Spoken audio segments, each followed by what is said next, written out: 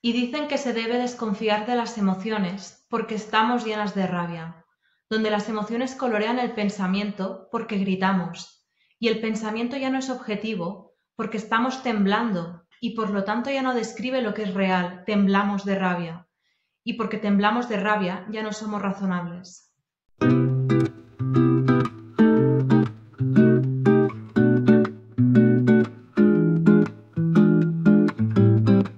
Hola, queridas oyentas, bienvenidas una vez más a uno de los episodios de Las Literatas.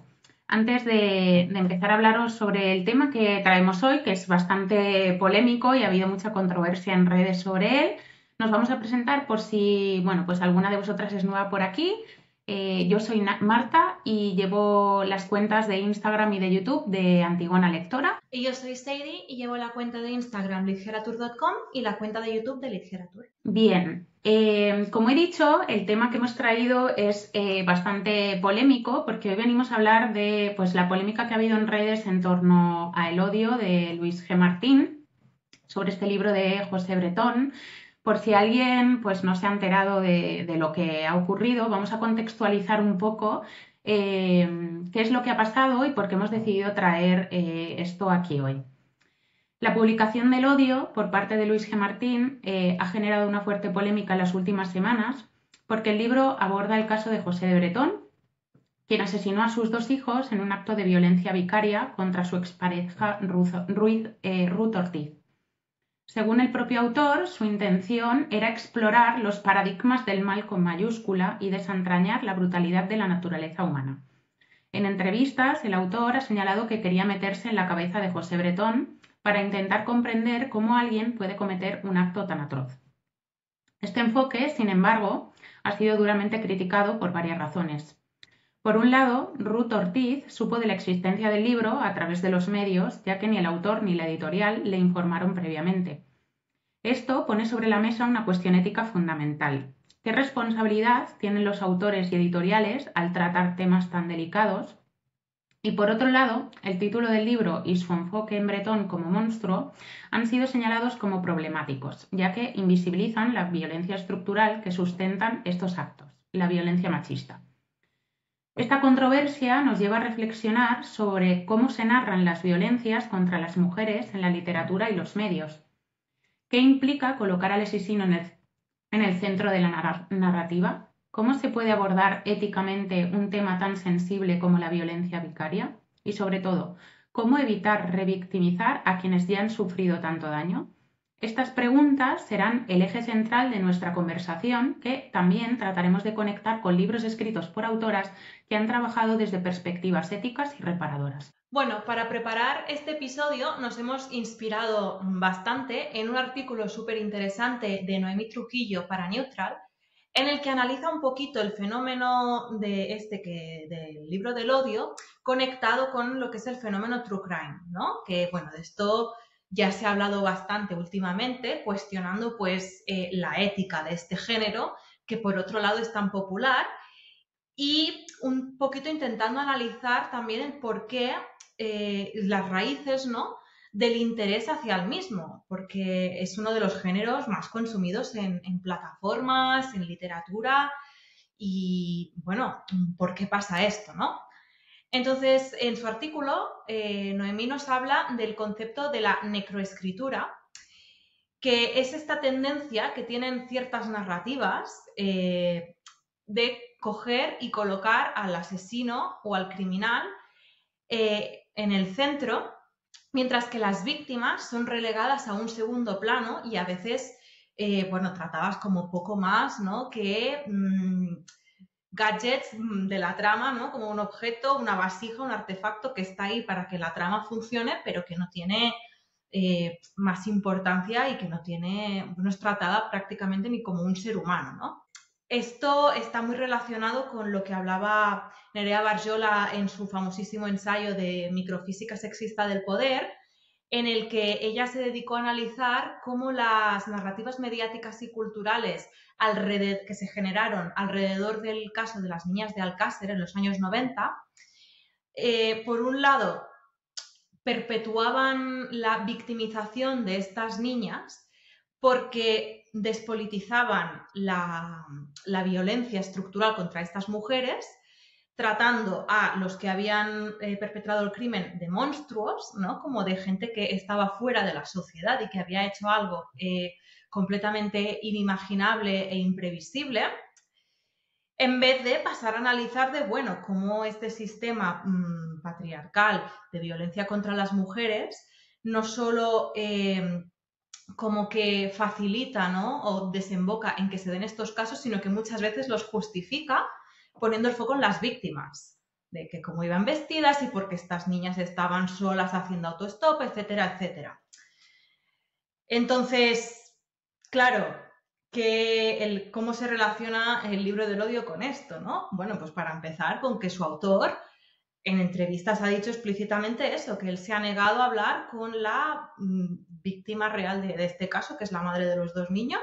Se ha centrado en la perspectiva de José Bretón y se ha interesado, pues eso, en plan de quién es él y por qué y tal y no sé qué, pero invisibilizando todo lo demás. También algo como muy curioso de este señor, que yo flipaba cuando leía los artículos, era que hacía alusiones también como a pensamiento mágico, en plan, quería sentarme frente a él, ¿no? Mirarle a los ojos y así sabría por qué razón lo que ha hecho, o sea, cuál es la razón por la cual lo ha hecho, que es como, a ver, señor, o sea, tiene usted una bola de cristal en su casa, es que no sé, ¿sabes? O sea, creo que existe, o sea, una de las problemáticas como de esta necroescritura, ¿no? Es que también como que el escritor se erige como el creador, ¿no? La única persona capaz de narrar, porque nosotras, o sea, haciendo un poco alusión a lo que tú mencionabas en la entradilla, esta frase de Susan Griffith, en la que ella menciona, ¿no? Que como a nosotras nos mueve esa emocionalidad a la hora de, o sea, cuando se abordan este tipo de violencias, ¿no? Es como que nuestra emocionalidad no es lícita para poder hablar desde un lugar crítico, ¿no? Es como que no, o sea, simplemente desde la razón, y esto la única persona que puede hacerlo son los hombres, ¿no? El escritor, el crítico y el filósofo. Sí, bueno, es que de hecho ya la misma rama de criminología, ¿no? En sus orígenes pues son lo de que es el perfil criminal, y de eso habla también Noemí Trujillo en su artículo, ¿no? De Sí. series como Mindhunter que se centran pues en la historia real de estos criminólogos del FBI que se dedicaron a analizar el comportamiento de un montón de asesinos en serie, intentando encontrar como un patrón, entender por qué hacían lo que hacían. Está muy bien intentar entender la mente criminal, pero tampoco se puede dejar de lado la parte estructural de las violencias, ¿no? Que es lo que comenta Nerea Barjola en su ensayo, y es un poco lo que se le ha criticado al libro de Luis G. Martín, porque en vez de coger y decir, bueno, este señor lo que hizo fue, o sea, fue un acto de violencia extrema, ¿vale?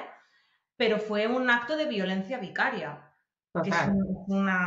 es un tipo de violencia machista en la que una persona, o sea, tú no, ¿no? Una persona inflige daño a su pareja o expareja a través de, o sea, como por by proxy, ¿no? O sea, haciéndole daño a los hijos, le inflige daño a la mujer de la que se quiere vengar. Y esto puede ser ir desde, pues lo que hizo este hombre, ¿no? Que fue asesinarlos, pero también putear con la custodia, tratarlos mal, secuestrarlos y llevárselos a donde la madre no los puede recuperar.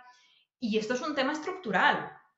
Esto es un Sí. tipo de violencia tipificada, por fin, que nos costó, pero está tipificada como violencia machista y es un tema estructural. Entonces, en el momento en el que este señor dice de no, yo quiero meterme en la mente del asesino y entender por qué hizo lo que lo hizo, tío, habla con cualquier feminista, te lo va a explicar en 5 minutos por qué lo hizo. Claro. O sea, por ejemplo, un ejemplo positivo, dijéramos, de cómo se debe abordar esto, que es un libro que yo no he leído, que es El invencible verano de Liliana, de Cristina Rivera Garza, ¿no? Partimos de que el libro del odio de este señor, él se niega incluso a hablar con Ruth, pero es que ni siquiera decir, bueno, no quieres hablar con ella, pero por lo menos hablar con alguna organización, ¿no? de mujeres víctimas de violencia vicaria, cualquier grupo, asociación de mujeres feministas que luchen, ¿no? por todas estas problemáticas a las que se enfrenten las mujeres. Es que lo obvia completamente Mientras que en el caso de Cristina Rivera Garza, bueno, pues ella narra, ¿no? En este libro rescata un poco la memoria de su hermana, que fue asesinada por un feminicidio, y entonces utiliza un montón de herramientas para poder basar este testimonio, ¿no? O sea, desde expedientes policiales, testimonios, ¿no? Para como exponer la estructura criminal que permite que perpetúe estos feminicidios. La autora enfatiza, ¿no? Que escribir sobre violencia no debe ser un ejercicio solitario ni centrado como en el monstruo, ¿no? Dijéramos, entre comillas. Sí, bueno, que esa es otra, ¿no? Lo que decíamos antes, ¿por qué les llamamos monstruos? Bueno, que eso por una parte niegas la estructura que hay detrás, ¿no? Los famosos casos aislados, caso aislado número 3500. Por el otro, también es como que quitas responsabilidad al que perpetra estos crímenes, ¿no? Es como llamarle loco. Es en plan de sí, bueno, ha hecho esto, pero es que es un monstruo, es que no está bien de la cabeza, ¿no? En el podcast ya hemos hablado cómo la salud mental se ha instrumentalizado en las mujeres como para asegurarte, bueno, la sociedad no asegurarse de que no nos salimos de un determinado carril, pero qué curioso que en el caso de los hombres esto se usa para eximirles de cualquier responsabilidad. De, bueno, sí, ha hecho esto, pero es que, claro, hay que entenderle también. ¿Sabes? Que a veces hasta les falta decir pobrecito, que es como, pero vamos a ver. Sí, también de algún modo, ¿no? Porque esa etiqueta como de monstruo permite también, o sea, al igual que a las mujeres la etiqueta de loca les sirve como para decirles, oye, no te puedes salir de aquí porque si te sales de aquí, mira lo que pasa, a ellos les sirve un poco como para mirar hacia otro lado, ¿no? En plan, esto no me atañe a mí directamente, sino que solamente a ese señor que ha hecho esto porque no está bien, ¿no? Ujú. En la perpetuación de esta etiqueta, hay un libro que yo leí de Christine Angot que se llama Viaje al Este. Este libro pertenece como a una trilogía que está centrada todo en la misma temática, solo que está contada como desde diferentes perspectivas. Yo no he leído los otros dos, pero el de Viaje al Este, la autora narra desde su propia perspectiva los abusos sexuales que cometió su padre durante muchos años sobre ella, ¿no? Eh, claro, esto puede parecer a principios, ¿no? Un señor que no está bien, ¿no? Que ha hecho esto, pero lo único que, o sea, Cristina Angot con este testimonio lo que pone encima de la mesa es que al final su caso no es un caso aislado, ¿no? Y que le costó muchos años reconocerse como víctima y saber que había sido abusada, incluso aun después de haber estado yendo a terapia, esos abusos se vuelven a perpetuar, ¿no? Y cómo al final todo esto forma parte de una estructura pues que no son casos individualistas, sino que es una estructura social que se perpetúa donde los hombres se comportan de una determinada forma, ¿no? Mm. Y creo que, o sea, que es importante que tengamos como los testimonios de estas mujeres a través de sus propias narrativas para que nos demos cuenta de que, a diferencia del libro del odio, los testimonios de las víctimas, o sea, tienen un análisis mucho más profundo que analiza estas estructuras sociales. Ujú. Bueno, es que hay un melón que abre Trujillo en su artículo, que es este de, vale, ¿por qué los hombres no se sienten interpelados por ciertos tipos de violencia, como la violencia vicaria o la violencia machista, de la misma forma en que se sienten interpelados por otros tipos de violencia, ¿no? Como la Segunda Guerra Mundial, el Holocausto y tal, que es el imperio romano de muchos hombres, ¿no? Yo creo que es interesante esto porque es un poco lo que tú dices, ¿no? A los hombres que perpetran estos crímenes contra las mujeres se les suele ver como casos aislados, de no forman parte de este tejido social, de esta estructura, por lo tanto no me interpela, por lo tanto no me interesa, a nivel como muy subconsciente, pero al final viene un poco a decir eso. Y a la vez tenemos esto, ¿no? De, vale, ¿por qué las mujeres somos las mayores consumidoras de true crime? Que lo somos. Yo la primera, o sea, lo siento, lo Y yo, confieso.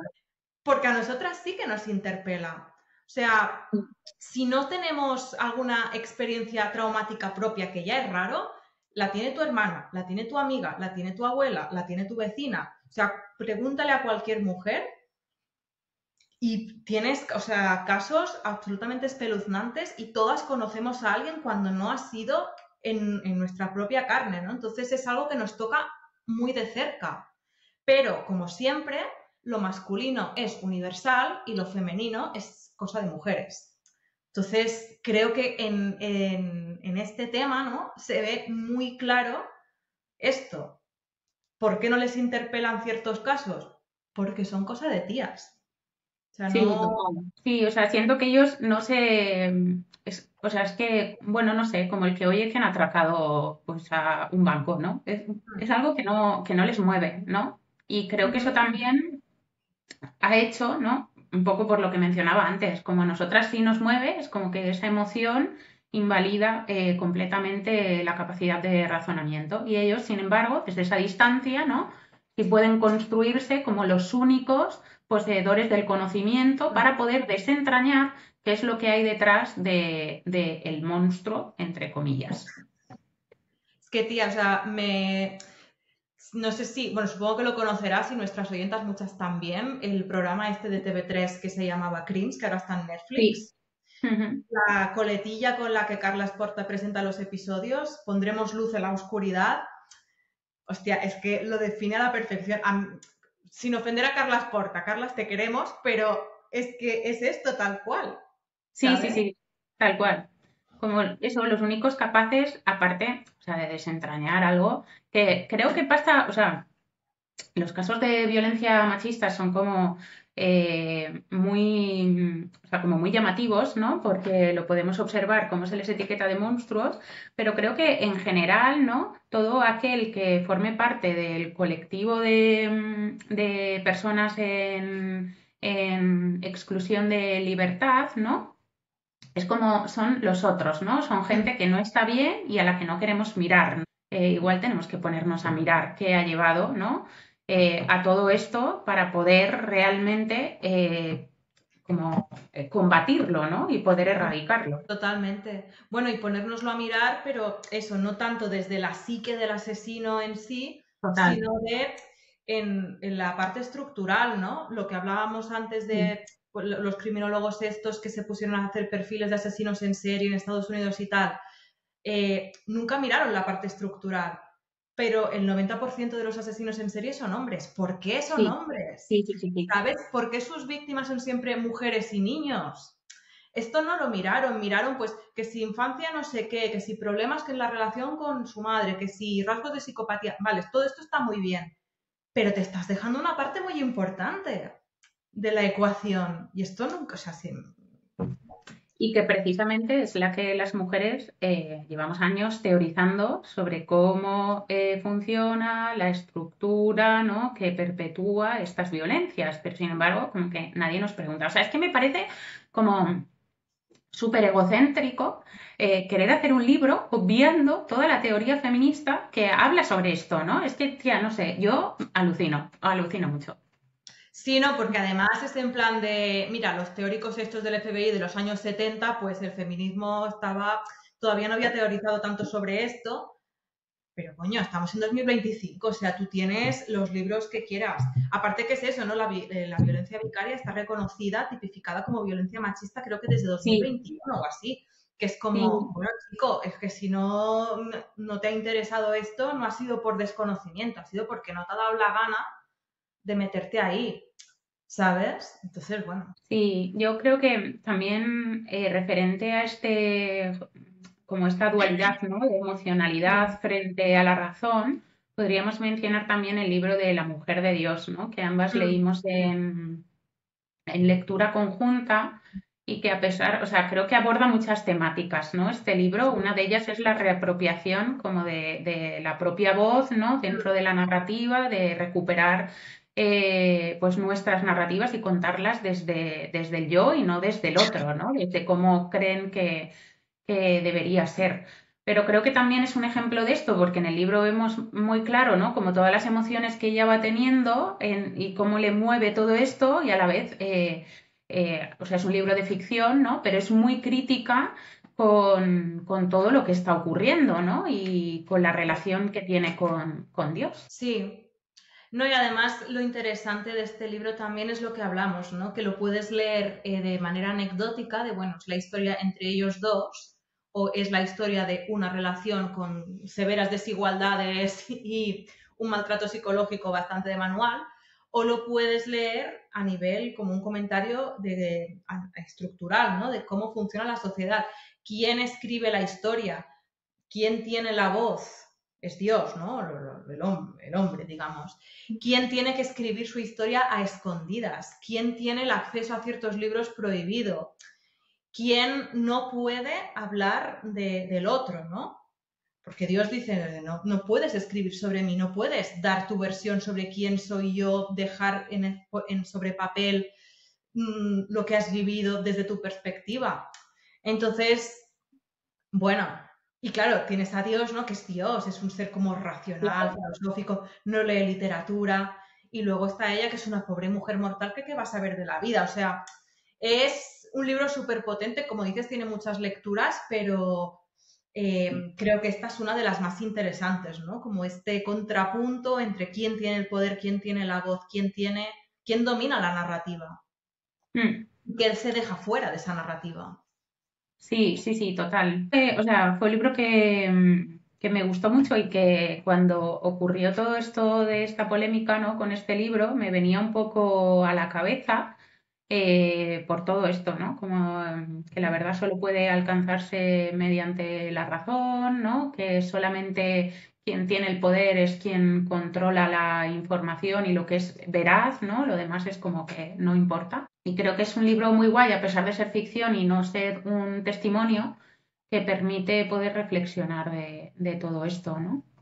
Totalmente, sí.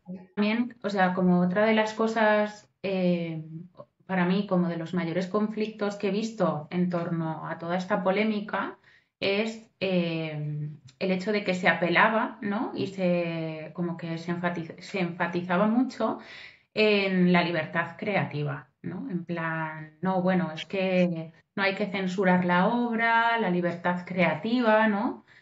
Y creo que, o sea, esto es muy peligroso porque hay que ver realmente, ¿no? Lo que este libro estaba perpetuando, que, o sea, creo que en ningún momento nadie le preguntó a Ruth, como he mencionado en el inicio, es que se enteró por la prensa de que este libro iba a ser publicado y sobre todo preguntar si realmente esto le iba a infligir más daño, ¿no? Creo que se revictimiza todo lo vivido al estar expuesta a través de este testimonio que quería sacar este señor.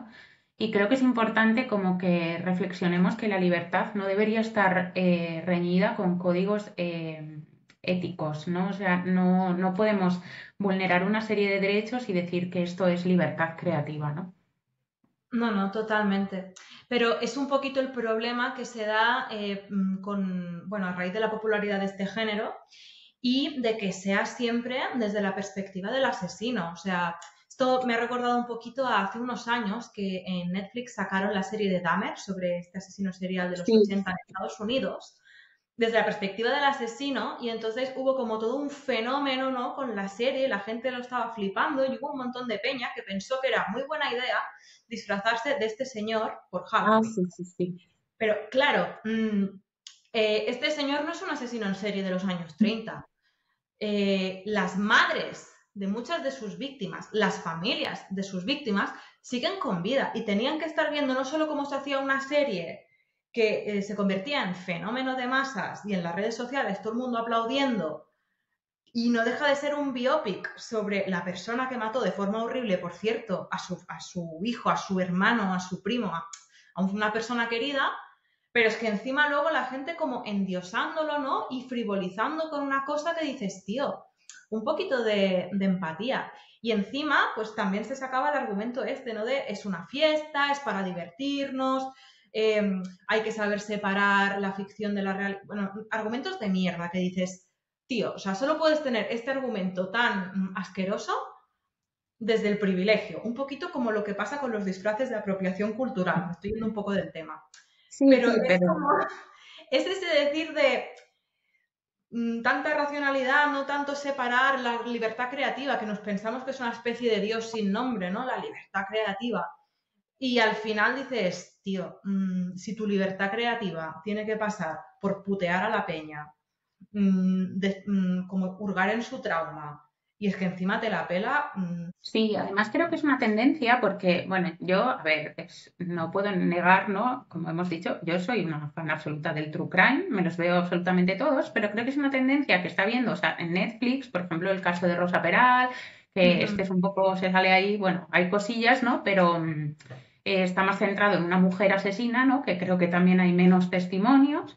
Y El Rey del Cachopo, por ejemplo, y ellos ujú. salen en estos documentales que yo es como, vamos a ver, o sea, ¿cómo estamos dando voz a esta persona, ¿no? Y no se la estamos dando, no sé, cosas que a mí me explotan un poco, que esta persona salga de la cárcel, además lo de Rey del Cachopo es que es tremendo, y hable sobre todo esto desde, no sé, un cinismo y sobre todo como perpetuando de nuevo esa idea de que es un monstruo, ¿no? Que es alguien que no, que bueno, pues que no está bien, ¿no? Mm. Entonces, bueno, pues creo que habría que darle una vuelta a esto, ¿no? Porque yo no creo que no se pueda hablar como de violencia vicaria o de Mm. violencia machista, sino que hay que ver desde qué lugar se enfoca esto y sobre todo dónde estamos poniendo la voz, ¿no?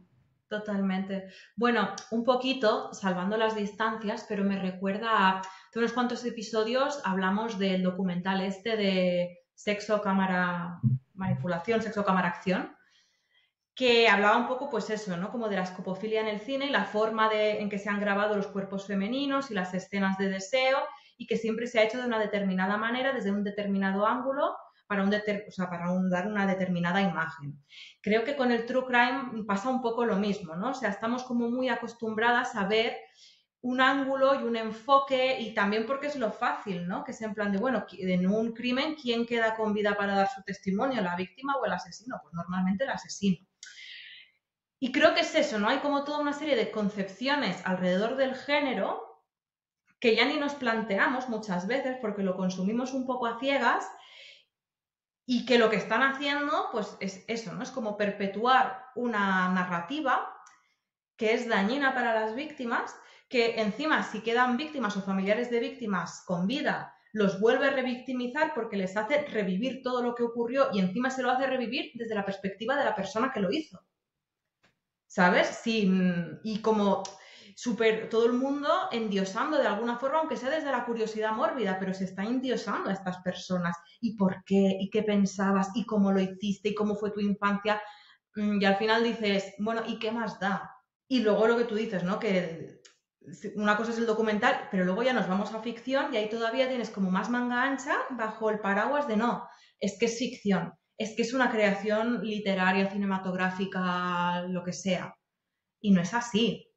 Y esto, por ejemplo, tanto en la película como en el libro del consentimiento, basado en la experiencia de Vanessa Springora, es un tema que tiene bastante importancia, ¿no? O sea, para las que no conozcáis el caso, Vanessa Springora es una escritora que cuando era adolescente, en los 80, creo que eran más o menos 70, 80 en París, tuvo una relación cuando ella tenía 13 años, pues con un señor escritor que igual tenía 45.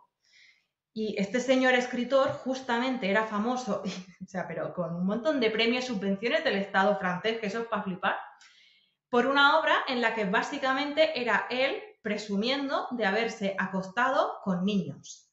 Toda su obra. En plan, de me iba a Tailandia y me acostaba con niños de 10 años. Y la sociedad francesa aplaudiéndoles, que es para vomitar.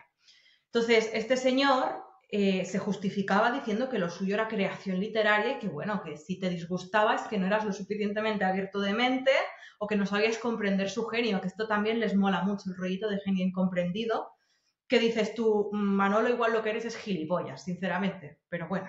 En el libro de Springora es interesante primero porque cuestiona, ¿no?, lo que hacía este señor, porque ella evidentemente también se convirtió en un personaje de un libro de este hombre. Un personaje moldeado como a él le convenía para quedar él bien y ella como el culo, ¿sabes? En vez de llamar a las cosas por su nombre, que fue un caso de grooming de manual, que este señor hoy en día estaría en la cárcel. Total. Entonces, no sé, desde su libro, ella, por un lado, le cuestiona en plan de esto que tú, esta supuesta genialidad, lo único que hace es enmascarar que eres un puto pedófilo pervertido. Y por otro lado, también le sirve a ella, pues lo que hablábamos, ¿no? Como para recuperar su historia y contarla a ella de, bueno, este señor ha contado esto, pero yo te voy a contar lo que pasó y lo voy a encerrar en una historia igual que él hizo conmigo, porque esta es mi historia, es mi narrativa y él ha hecho esto. Sí, ahí como que converge en el libro de la mujer de Dios en ficción y el del Sí. consentimiento al escribir ambas esa historia. Y luego aparte, bueno, tía, es que yo no leí el libro, vi la peli, pero flipaba de cuando él le amenazaba constantemente, te voy a escribir en el libro que has sido no sé qué, no sé cuántos. Y era como, tío, qué terror. O sea, vivir constantemente, ¿no? Con el miedo de que esta persona cualquier día saque un libro como hizo, en el que habla de mí lo que le sale de los huevos.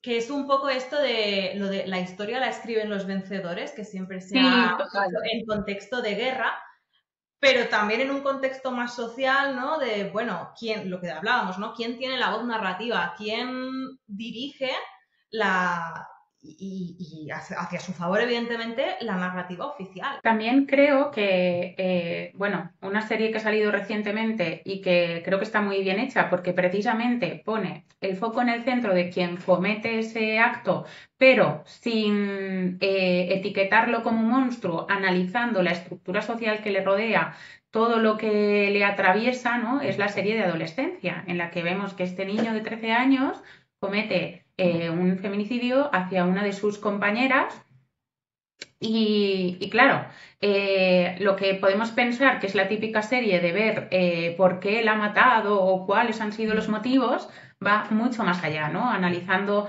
pues cómo el factor sociocultural influye en los adolescentes, ¿no? Con toda esta, bueno, manosfera de los incel y su misoginia extrema, ¿no? También vemos cómo hay una problemática social en cuanto a los recursos que se invierten en educación, ¿no? Porque, o sea, eso es un descontrol absoluto, hay pocos medios, se analiza la perspectiva de los padres, hasta qué punto, ¿no? Ellos pueden controlar a sus hijos, el tema de las redes, cómo se problematiza en esta época, ¿no? O sea, creo que es una serie que lo analiza muy guay y que es un gran ejemplo de cómo se puede hablar de una problemática tan seria desde un punto de vista que no sea el del señor tratando de averiguar qué hay en el cerebro del asesino, ¿no? Bueno, de esta serie hemos hablado, Marta y yo, muchísimo en las últimas semanas. Nos ha encantado justamente por esto, ¿no?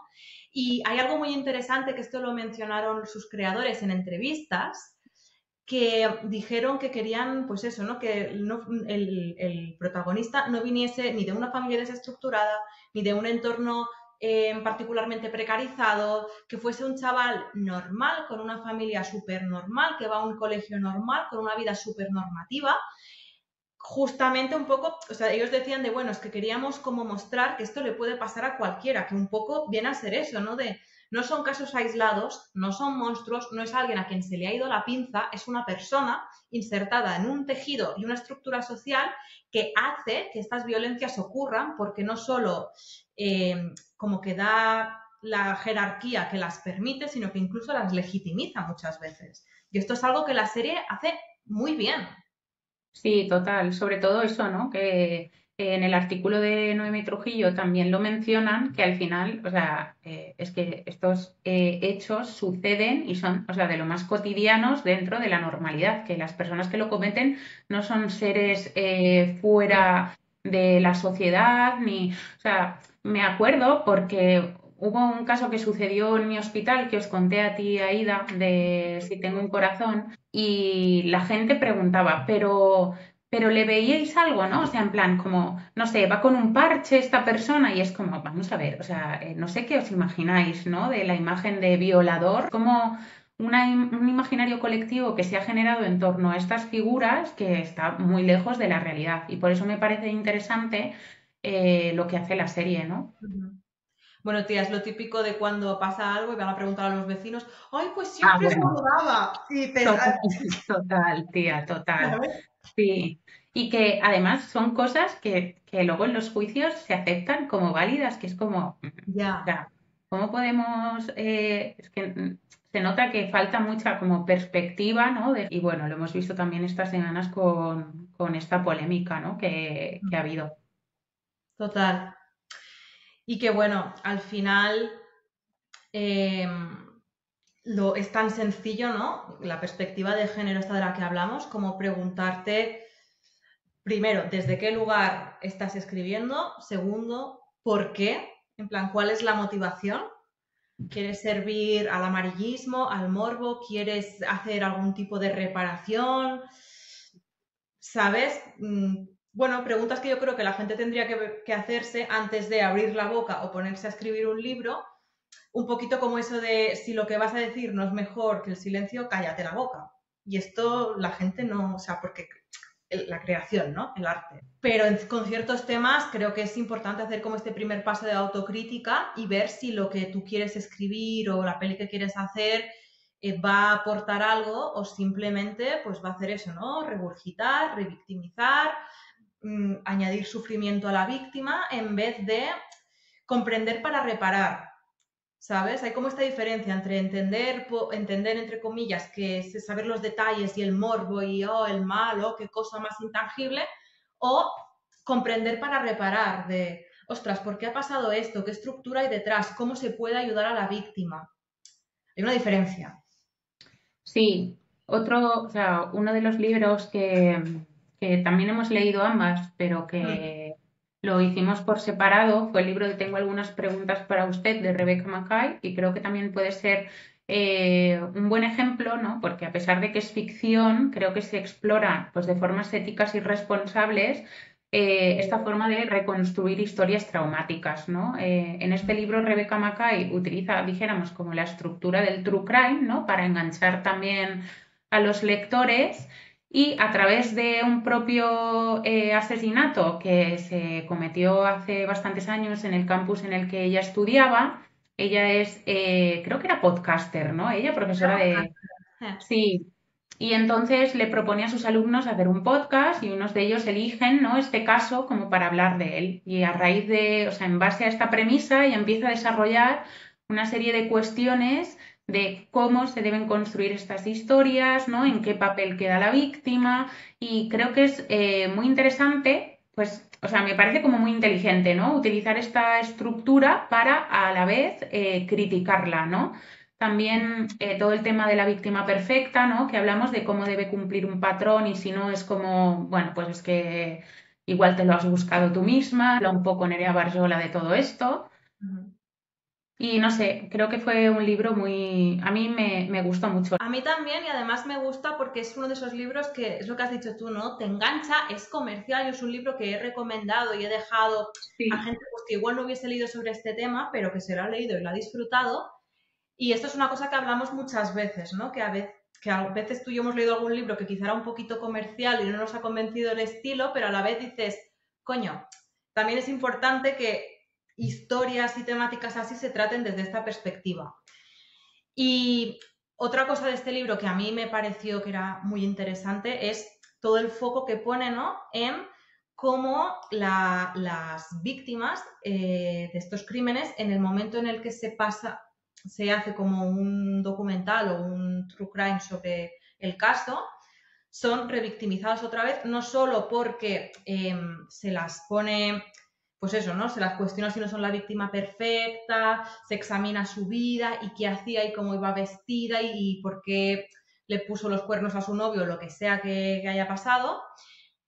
Pero por el otro, además, o sea, se convierten como en objeto de consumo público, ¿sabes? O sea, dejan de ser una persona, dejan de ser un ser humano y pasan a ser pues yo qué sé, o sea, como si fuesen un personaje. No hay, es eso, es un tipo de narrativa que no tiene ninguna función reparadora porque no se intenta, pues eso, como hacer justicia, ¿no? Reparar lo que se le ha hecho a la víctima, sino que simplemente se convierte en un circo. Y esto es bastante cuestionable, o sea, lo de instrumentalizar el sufrimiento para hacer el show, no sé, ¿sabes? Es, bueno, sí. Incluso comercializar, o sea, monetariamente. Yo no lo he leído, pero tengo muchas ganas. De hecho, vino aquí a la presentación a la librería de mi barrio, que tampoco pude ir, pero mis compañeras fueron y me dijeron, este libro es para ti. Es el de La chica muerta favorita de todos, de mm, libros del Cao. Y en este libro ella habla, la autora, sobre el caso de la Dalia Negra, ¿no? Y es que se ve que en el hotel donde a ella la matan hay un cóctel con su nombre. O sea, que hay como toda una especie de marketing alrededor de esta persona y de este suceso que es tremendo. Y entonces ella en ese libro, aparte de analizar, o sea, ella habla, ¿no? Un poco de cómo se engancha a este tema porque, y cómo todas las personas que han intentado averiguar sobre qué pasó y qué sucedió quedan un poco atrapados. También es una especie como de road trip porque ella hace un viaje con una amiga para averiguar sobre todo esto y también pone encima de la mesa todas estas problemáticas alrededor del género del true crime, cómo se tratan, ¿no? Cómo se comercializa con ello, cómo se revictimiza a las mujeres y creo que es un libro bastante interesante como para tener en el punto de mira. No, totalmente. Yo me hablaste de él preparando el podcast y lo tengo apuntadísimo porque creo además que, si mal no recuerdo, la Dalia Negra fue como el primer caso realmente de un feminicidio súper mediático en el que, bueno, se puso a la víctima en el centro, pero no de la forma correcta, ¿sabes? Y creo que es muy interesante ese análisis que hace, pues eso, ¿no? Como de este circo que se monta, de este espectáculo, bueno, como frivolizando y pues eso, como si fuese Sí, una superproducción de Hollywood y no un puto crimen, ¿sabes? Es que es, no sé. total. Además desde el título, que ya me parece como muy revelador, ¿no? Ese título que le Sí, pone ella al libro. total. Pues este ha sido nuestro coloquio de hoy sobre un tema que venimos hablando de hace días porque, bueno, para cuando salga el episodio ya hará unas semanas que salió la noticia, pero nosotras lo estamos grabando, que es todo muy reciente y la verdad que nos ha removido, ¿no? O sea, es bueno, es un por lo que hablábamos, ¿no? Porque para ellos, pues es un objeto de estudio y una curiosidad filosófica, llámale como quieras, para nosotras es algo más emocional, ¿no? O sea, no entendemos esta falta de empatía, pues eso, capitalización del sufrimiento ajeno y sobre todo que se haga en nombre de la libertad creativa y de la literatura, que es algo que nosotras también valoramos, pero claro, no mezcles churras con merinas, o sea, no tiene... Es que vamos. Antes de cerrar el episodio, nos gustaría mencionar un post súper interesante que hizo Lorena de No Soy Sibila, pues un poco antes de que hayamos grabado, o sea, de finales de marzo, principios de abril, lo hizo, recomendando libros sobre esta temática, que es un post súper completo, con una reflexión muy interesante, que, bueno, ella siempre habla súper bien. Y para encontrar más libritos sobre este tema, pues os redirigimos allí. Y bueno, esperamos que os haya gustado el episodio y antes de cerrar, pues como siempre, preguntarte, Marta, ¿qué estás leyendo ahora?